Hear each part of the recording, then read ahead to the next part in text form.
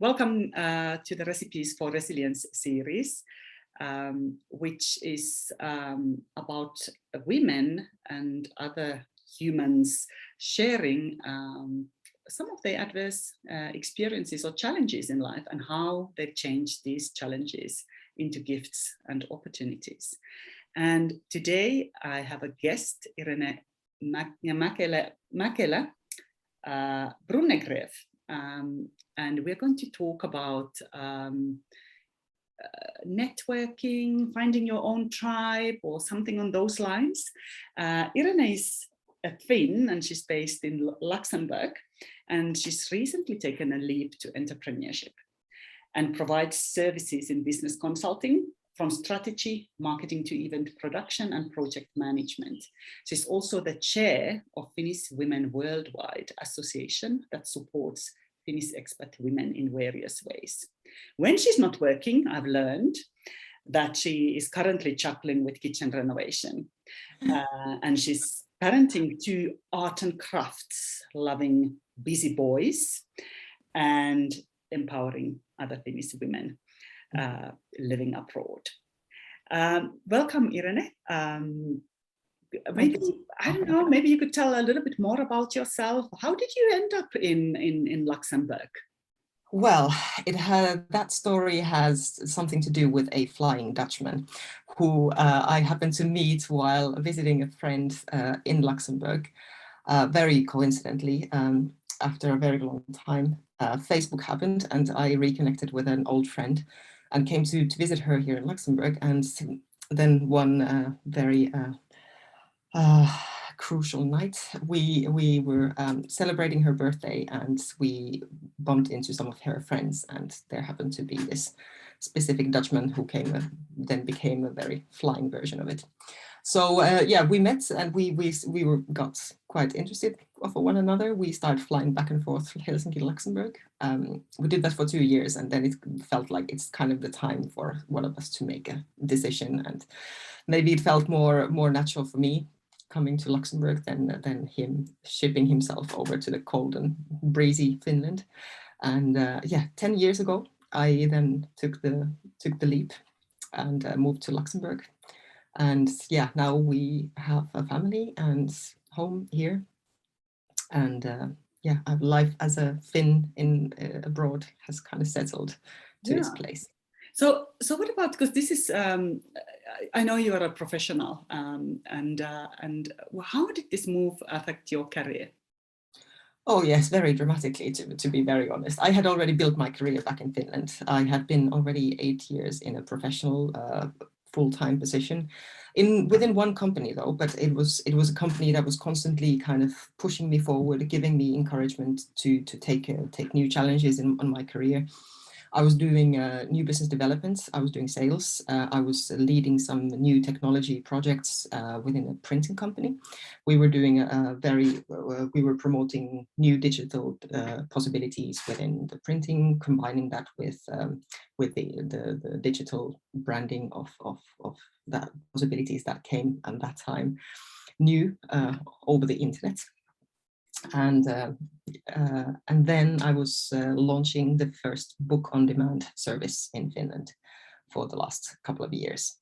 So I was kind of already leading teams. I was, managing big budgets, and I was kind of already somewhere on top of my career. I was 30 years old, but I also felt like I needed some kind of a challenge, and I thought that international environment would be really good opportunity for myself to challenge, because I had felt always that I have got good language skills and I had an open attitude and personality, so I thought it could be a good opportunity. And Luxembourg being such a melting pot of cultures, and there's lots of foreigners. Luxembourg is a very small country. It has rather small population, about 600,000 people, but there's almost 300,000 people that come here over the borders every single day. So it is still a quite buzzing international community with almost 70% are foreigners. So not originally, not by Luxembourgish roots, which means that it's rich in languages, rich in cultures. There's lots of European Union institutions located in Luxembourg as well, which makes that, the European nationalities are very broadly represented here. And of course, it's also home to many multinational companies who are headquartered for the European operations here in Luxembourg. So I thought this would be a great opportunity. It is also a financial hub, and I have no experience in the financial industry, which became also a bit of a challenge. But I came with very good attitude and very proud of myself and my career, and with boosting confidence. And then I got dropped down to the reality check, so to say.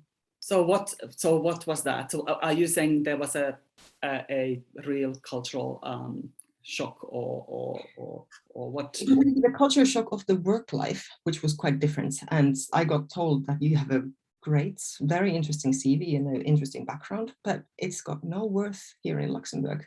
You've been doing sales, marketing related tasks, but you don't have native 4 languages that would be useful in that kind of position. So I should have had native level German, French, preferably Dutch and Luxembourgish, and then English. Yeah. Language level, even if in the Finnish context, my language skills were really good. But here, the language expectations are just really, really high.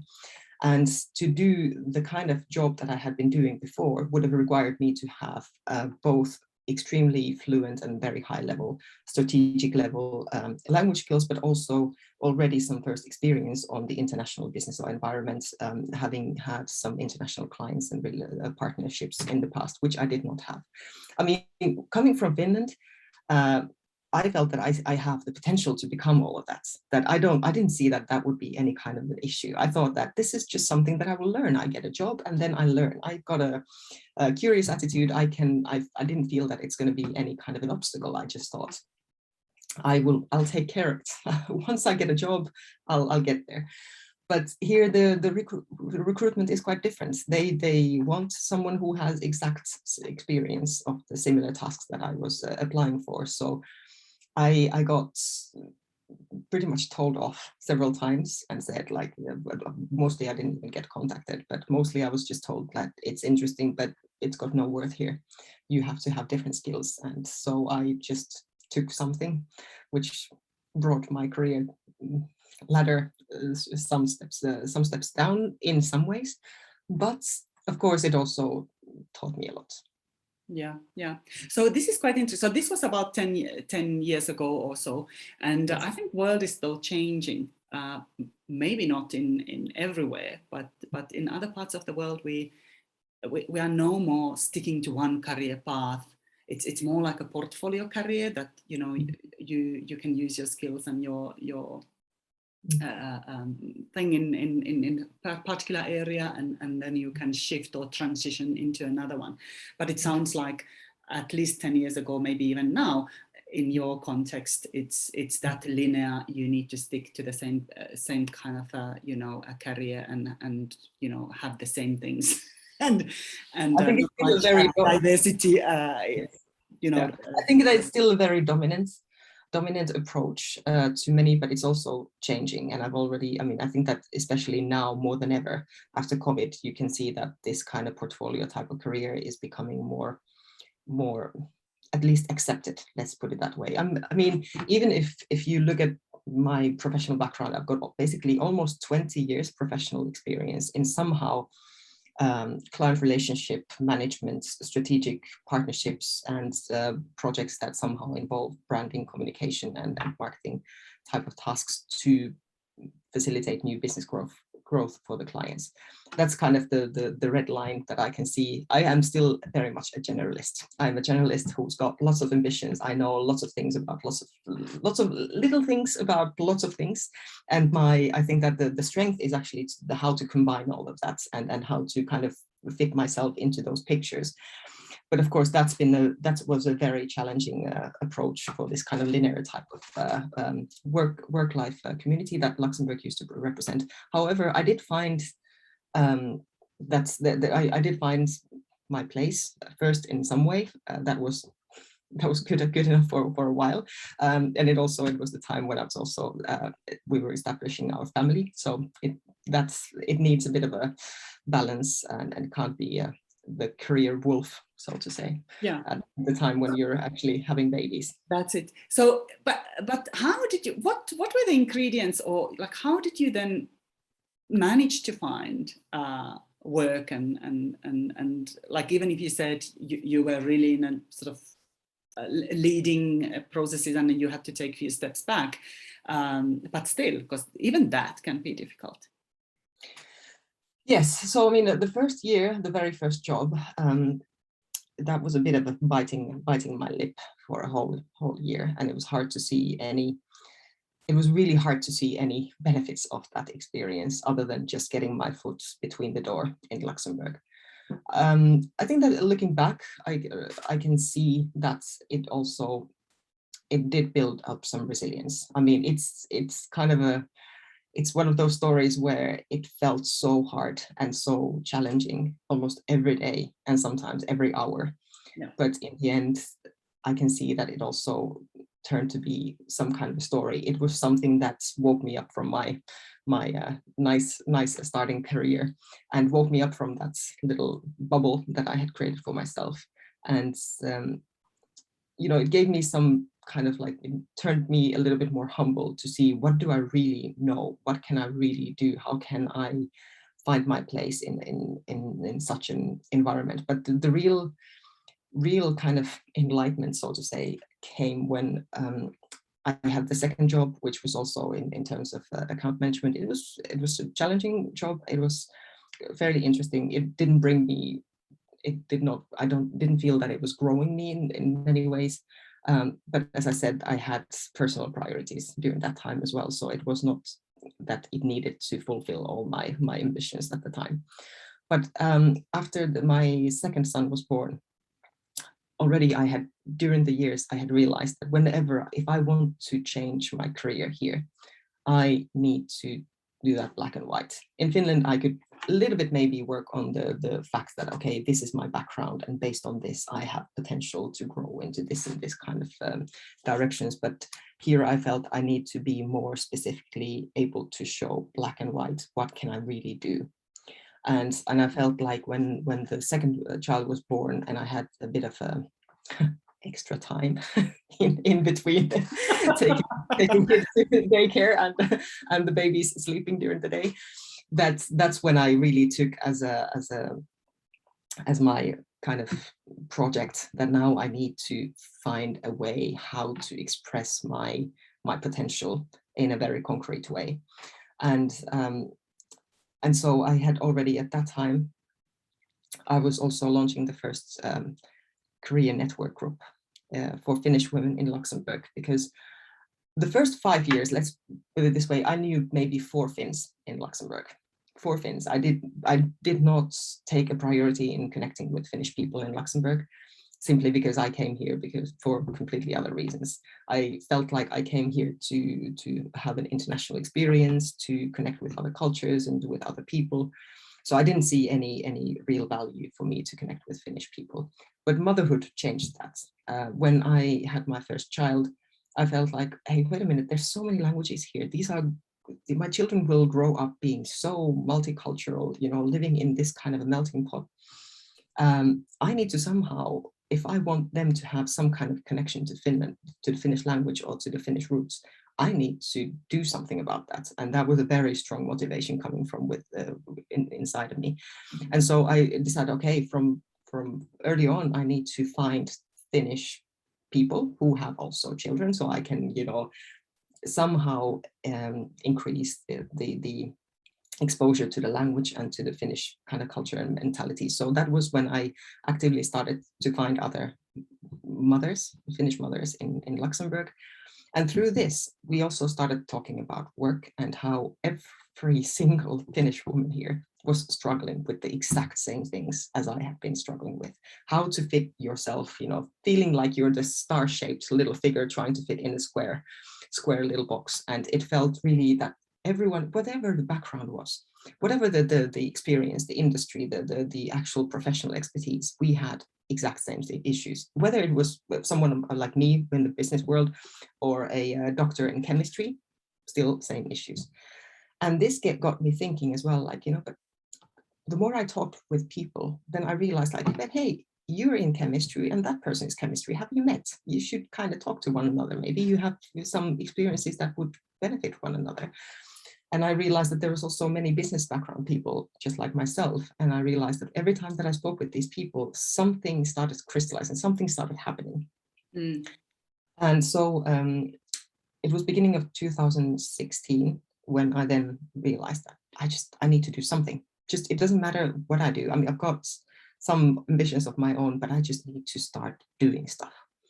And that's when the first thing that came intuitively to me was to get these Finnish women to meet and talk about the challenges of work and how could we overcome them? What kind of tips could we learn from one another to tackle the obstacles that we had faced here? Because I mean, and also for the ones who may not know Finnish, I mean, Finnish women are career oriented quite often. We have quite often a good education already from early age, and we've been, you know, in Finland, the way women are absorbed to the work community, it's very natural, and there's nothing that the women could not achieve. Whereas, of course, in international environment, you sometimes may also face some challenges that's you know, can a woman go this kind of path? Yeah, I think in many countries, for example, parental leave or you know, maternity leave, paternity leaves,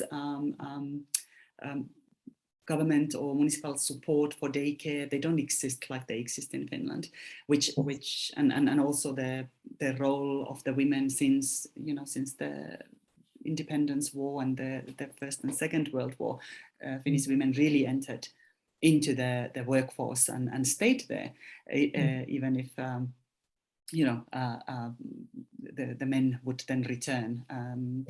Yeah, so it's quite different. In many other cultures, there is maybe only just one breadwinner in the family, and it might be mostly male, or the other way around, depending which part of the world we are.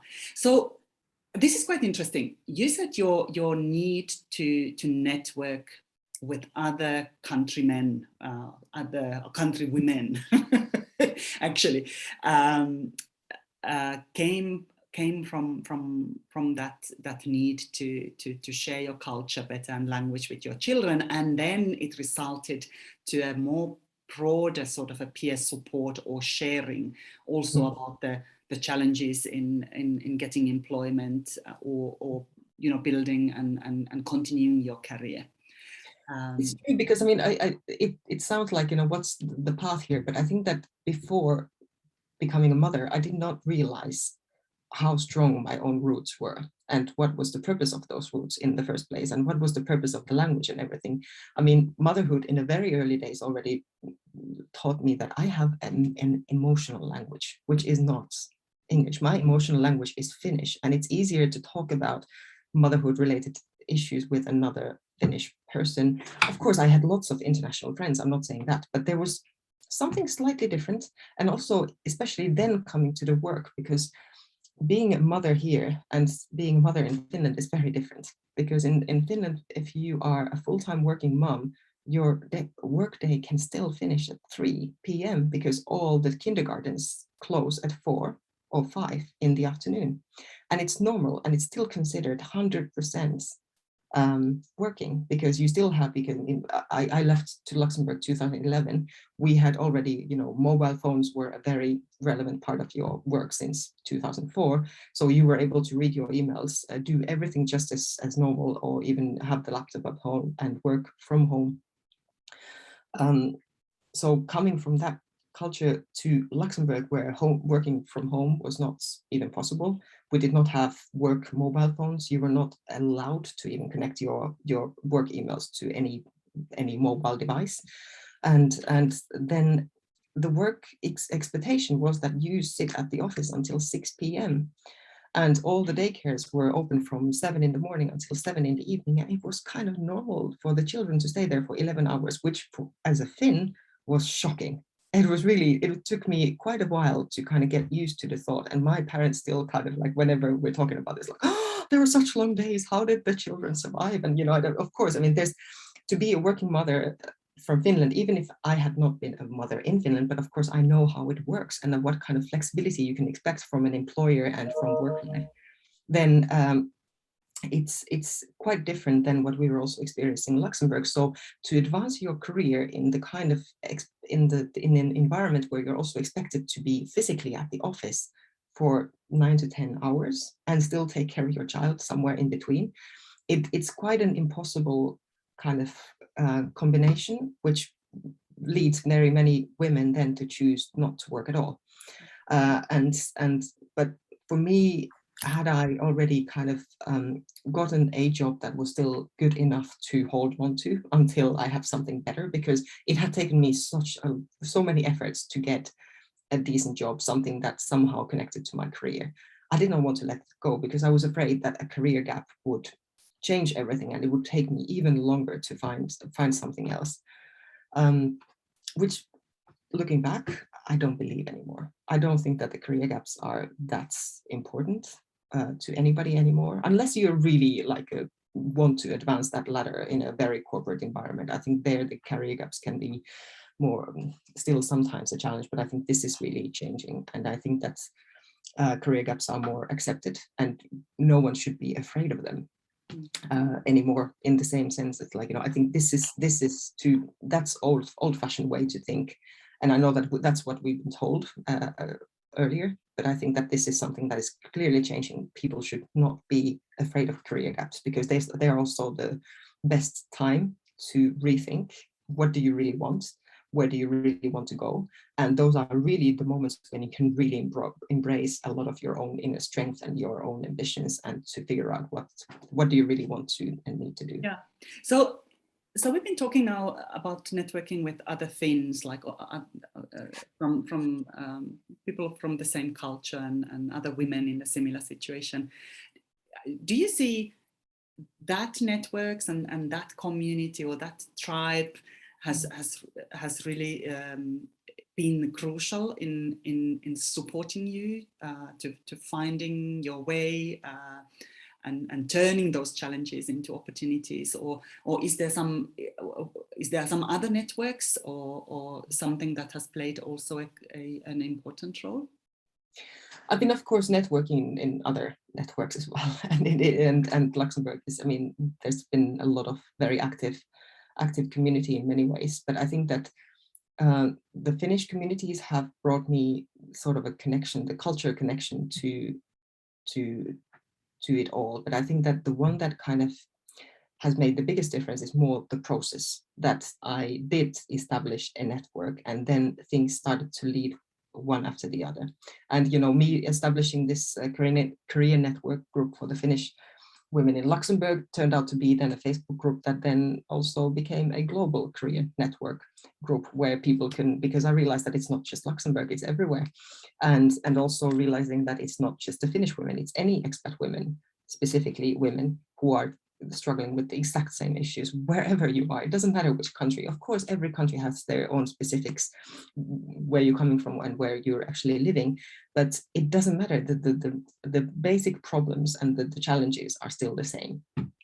Yeah. And therefore, it has then turned out to be that it's the Finnish, and the Finnish community has become kind of my thing, but it's been kind of just more one thing leading to one another than that it would need to be just Finnish networks. I've got lots of very cool, interesting networks and networking opportunities that have come from the international community, and I would see rather that the Finnish women in all over the world, they share something similar also with any other expat women. Yeah. So there is that common thread, and then that's specific because the roots are the cultural background or something in the identity. There's some things that you don't need to. Yeah. There's certain things that you don't necessarily need to explain as such, because I think that any culture has such things that come from the culture so deeply that you don't even realize that you've taken that for granted until you have to be able to somehow explain that to a person who comes from a different culture. who doesn't really understand what your point is here. Why are you telling me this? Because for them, these are things that comes from so deeply from the culture that it's impossible to explain or, you know, be understood through that. And only to explain that already becomes a bit of a challenge. If you don't need to explain that, then you're like, okay, all right, we can skip these parts and, you know, start talking some other thing. But it doesn't mean, I think that your tribe can be the network, can be anything that connects you. You have to find kind of what's important to you. And actually, before I started to take the first step, certain things that I kind of wrote on my mind map was also like, you know, I am a Finnish person in Luxembourg. These are just facts. It's just these I cannot change at this moment. I cannot become anything else than a Finnish person, and I am currently in Luxembourg. And there's something in this combination where I see that I need to turn these two things into an advantage. So whatever they are, but it's just certain facts that kind of felt like they were dominating my current not necessarily struggles, but the current kind of questions that I was struggling with. Then I felt like I need to do something along these lines, and that turned out to be then the first the career network group for Finnish women.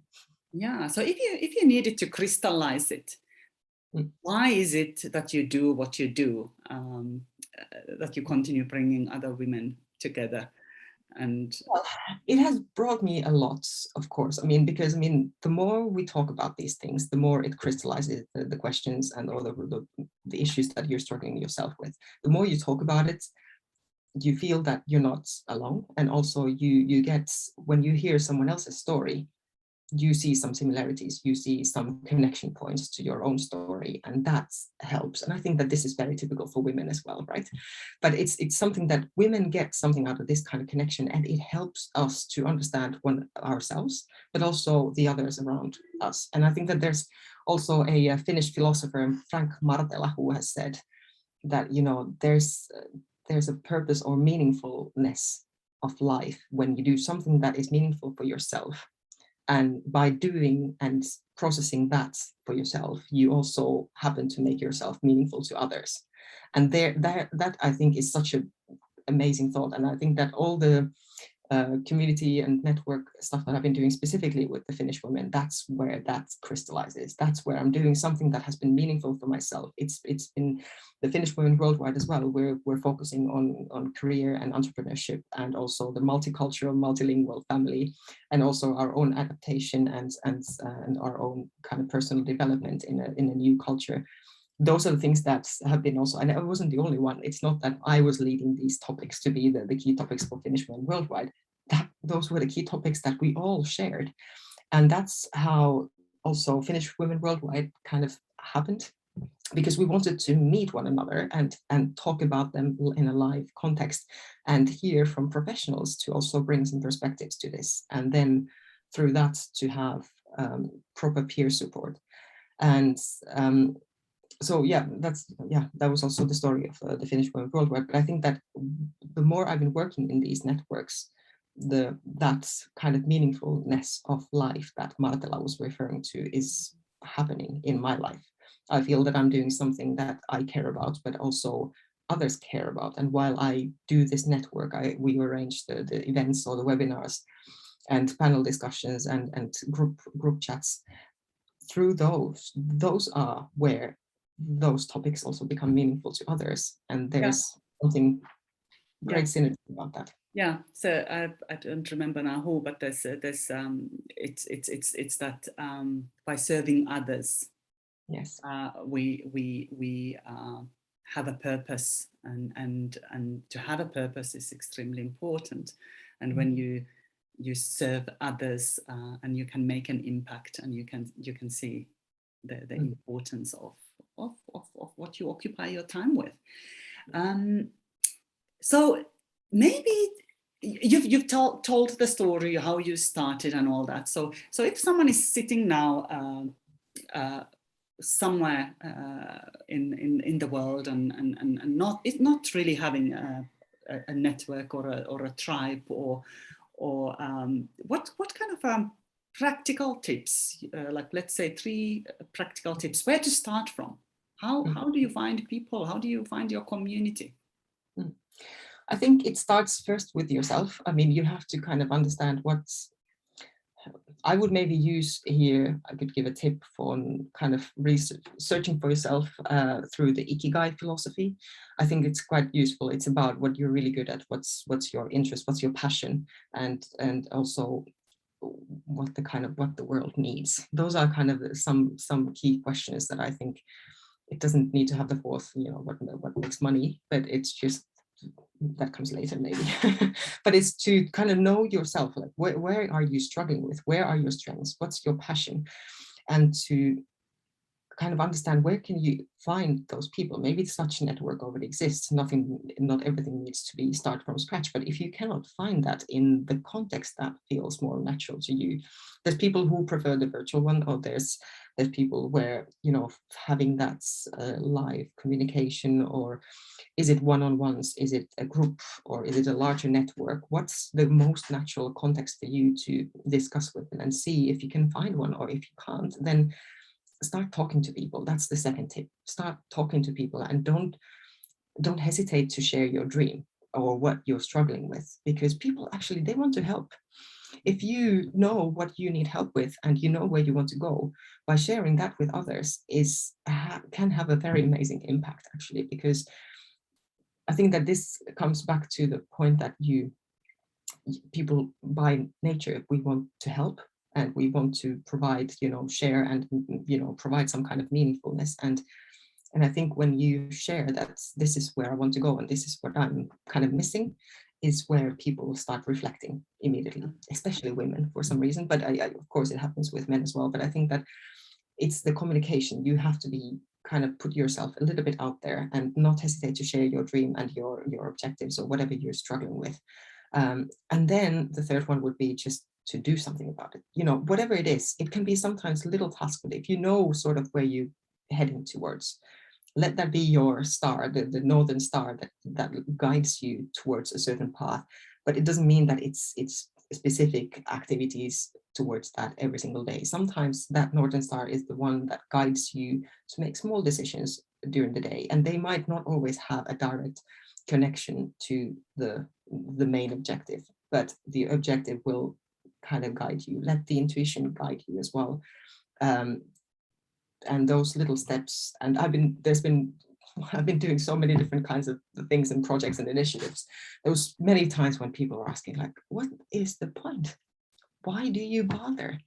And I was like, oh, I can't really explain it right now, but for me, it makes sense. There's some kind of red string that connects all these things. I just need to do this now, and I'll see what happens. And because the point of action is that at least after that, you either know that, okay, yeah, this may lead me to some other steps, or maybe not like this, but now I've learned something. Like, even if you fail, or if it wasn't the perfect match, at least that's a learning too. And that's really important. We shouldn't be afraid to do something or act on our ambitions or our objectives. Yeah, because whatever the result is, you still learn something out of it. I love that. I think that's a key also in sort of a coaching thing, is that that just one step at a time, and if you can follow your gut feeling, or if you can connect to your intuition, that will eventually lead to your North Star. So that's a very powerful advice, and sometimes it's not easy. It indeed takes some quite a bit of reflection and inner work and different methods, and and sometimes it takes time. Yes. But that's great. So not to stay passive, but to start doing things, clarifying what is it that it might be that you like, and then testing it out one step at a time. So and here I to also make just a small note. I know that many people then say, I don't have the time, all that's like, trust me, I didn't have the time either. But when you have the inner drive, you can find small moments and to kind of, but I think first to do the key questions. Where do you need to get started? Like, what am I trying to accomplish? What do I try to get? If you're stuck, what are you stuck with? And where do you would like to see yourself when you're not stuck. There's something in that, but it took me a long time. It's easy to say now, like, things just happened one after the other, but no, it took a lot of time and a lot of discussions with myself and mostly by myself, and somewhere in between breastfeeding and sometimes like running after the work and in between meetings and all that. But it's when somehow I felt like when the questions were out there, I couldn't escape them anymore. They were somehow bit by bits, and it happened sometimes very slowly as well, but there's something to it. What about then networking now? I think because we are still living during the pandemic. In South Africa, we've just sort of gone through the third wave. We are sort of now at our best, the lowest lockdown level, meaning not really, almost to the old normal, less restrictions and things like that. And I know maybe in Europe or somewhere the fourth wave is already coming or is already on. But also like when you were getting to the Finnish women worldwide and all that, has there been any specifics that you see that we need to think or do differently because of the pandemic? I think that people are more open to use all the virtual possibilities, and I think that because I think there's been still a lot of people who have felt a bit insecure, maybe through the against facing all the technology, but I think that people are more open about it, and I think that many have maybe noticed this also in terms of like being an expat, that the communication with the home country has increased as well. And I think that it still takes some time for us. I think, I feel I'm old being 40. In this context, I'm old because I still feel that the physical meeting is still somehow more real. And even if there's great encounters also virtually, and I think that it's almost the same already, and like we Pauliina, we've been discussing as well, and we've never met in person, but I think that we've had really amazing discussions, and it doesn't matter if it's virtual. But it's just to be more, boldly. The world is open really for all of us now. The pandemic has opened up the world to all of us, and I think for us as expats, or wherever you are, or even if you're not an expat, we have a completely new world open to us, because all the countries have needed to kind of encourage the digital opportunities. For Finnish Women Worldwide, we gave up the dream of doing a third live event, and we started more investing on the virtual content production and webinars and so forth. But it also means that the challenge is maybe that it's sometimes hard to find the same time, the right time or the right timing, the dates, timings, because now that the world is on our hands, it also means that it's kind of more,